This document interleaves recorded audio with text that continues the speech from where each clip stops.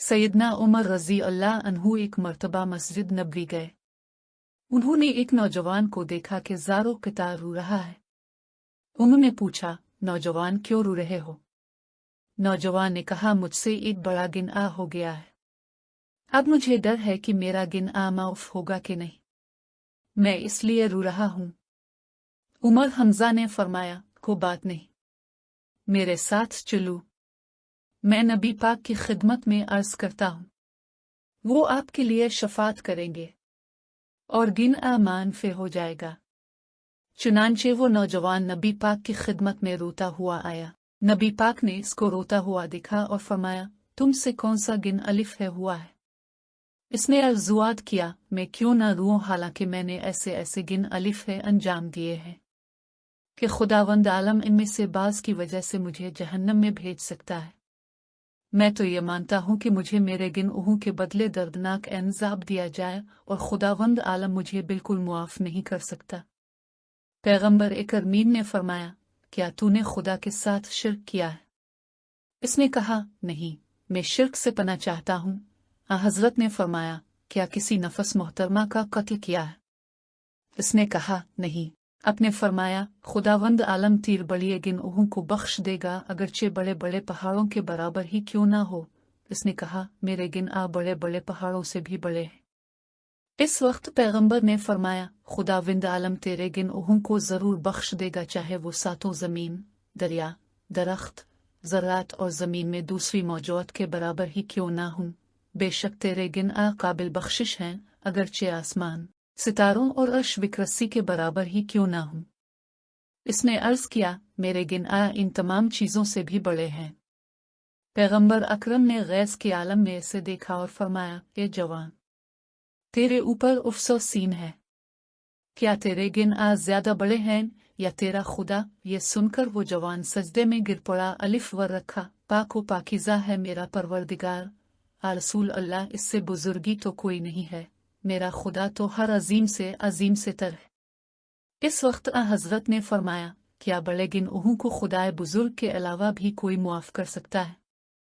इस जवान ने कहा, नहीं या रसूल अल्लाह, कसम बखुदा नहीं। और उसके बाद वो खामोश हो गया। पैगंबर करमीम ने इससे फरमाया कि जवान, वाय हो तुझ पर, क्या तो मुझे अपने गिनओं में से किसी एक गिनाह को बता सकता है? इसने कहा, क्यों नहीं, मैं 7 सलाम से कब्रों को खोलकर मर्दों को बाहर निकालता हूँ और उनका कफन चवरी कर लेता हूँ। कबीला अंसार से एक लड़की का इंतकाल हुआ। जब लोग इसको दफन करके वापस आ गए, मैं रात में गया, इसको बाहर निकाला और इसका कफन निकाल लिया, इसको बरहना ही काफ बर में छोड़ दिया। जब मैं वापस लूट रहा था, उनने मुझे वरगलाया और उसके लिए मेरे शहवत को उभारा। शतनी वसवसा ने इसको बदन और खूबसूरती ने मुझे अपने जाल में फंसा लिया, यहाँ तक नफस गालिब आ गया और वापस लूटा और जो काम नहीं करना चाहिए था वो कर बैठा। इस वक्त गोया मैंने एक आवाज सुनी, ये जवान, रोज क़यामत के मालिक की तरफ से तुझ पर वाय हो, जिस दिन तुझे और मुझे इसकी बारगाह में पेश किया जाएगा। हाय, तूने मुझे मर्दों के दरमियान बरहना कर दिया है, मुझे काफ बर से निकाला, मेरा कफन ले चला और मुझे जनाबत की हालत में छोड़ दिया। मैं इसी हालत में रोज क़यामत महशूर की जाऊंगी। वाय हो तुझ पर आतिश जहन्नम की। ये सुनकर पैगंबर इकरम ने बुलंद आवाज में पुकारा, ए फासिक, यहाँ से दूर चला जा, डरता हूं कि तेरे इंजाब में मैं भी जल जाऊं। तो आतिश जहन्नम से कितना नजदीक है। वो शख्स मस्जिद से बाहर निकला, कुछ खाने पीने का सामान लिया और शहर से बाहर पहाड़ की तरफ चल दिया। हालांकि मोटा और खुरदरा कपड़ा पहने हुए था और अपने दोनों हाथों को अपनी गर्दन से बांधे हुए था और पुकारता जाता था, खुदावंदा, ये बहलोल तीर है, बंद है, हाथ बंधे तीर छोटी बारगाह में हाजिर है। पालने वाले, तो मुझे जानता है, मेरे गिनाह को भी जानता है। मैं आज तेरे पेशमान बंदों के काफिला में हूँ। तौबा के लिए तेरे पैगंबर के पास गया था, लेकिन उसने मुझे दूर कर दिया है। पालने वाले, तुझे तेरी इज्जत वजलाल और सल्तनत का वास्ता कि मुझे नाउमीद न करना। ए मेरे मौला ओ आका, मेरी दुआ को रद्द न करना और अपनी रहमत से मायूस न करना।